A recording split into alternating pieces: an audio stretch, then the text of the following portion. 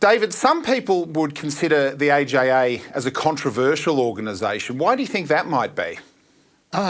Daniel, I wonder who those some people might be, and perhaps, who knows, they could be those that feel a bit threatened by the success of AJA. In some ways, we've been a bit like Uber to the taxi industry, but when it comes to the mainstream base of the Jewish community, and when someone is on their computer or phone, on their social media, they select who they connect with. They select their sources of information. I call it voting with your clicks. And on that measure, AJA has become by far the largest Jewish organisation in this country.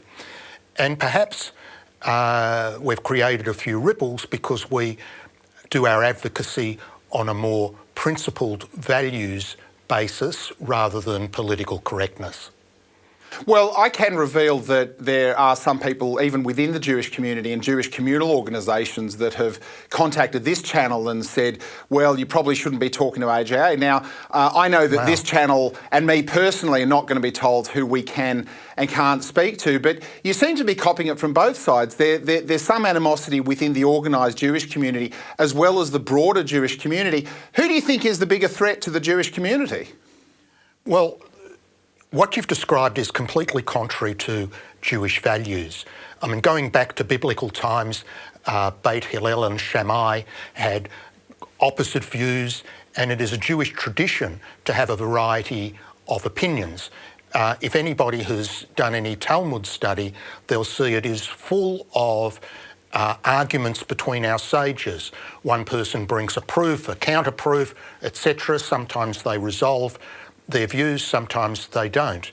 So what I would say is that as long as you don't advocate for violence, harm to people or property, a Jewish organisation should be welcoming debate, welcoming a spectrum of views. We are not into censorship, we are not into cancel culture, and those that are suggesting that are acting completely contrary to Jewish values, in my view.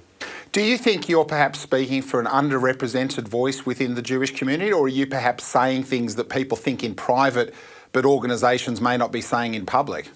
Well, I've been told by a couple of people that we are actually representing and speaking for the silent majority. I don't personally make that claim, but clearly there is a substantial body within the Jewish community who relate to the values and advocacy of AJA. If you don't want principled advocacy, if you don't strongly support Israel, if you don't support Jewish values broadly, there are other choices. We don't pretend to be for everyone, but we've been strongly encouraged by the breadth of support that we've received. After October 7th, there has certainly been a change within advocacy in the Jewish community, and people who were generally not particularly involved or wouldn't have considered themselves activists received quite a wake-up call.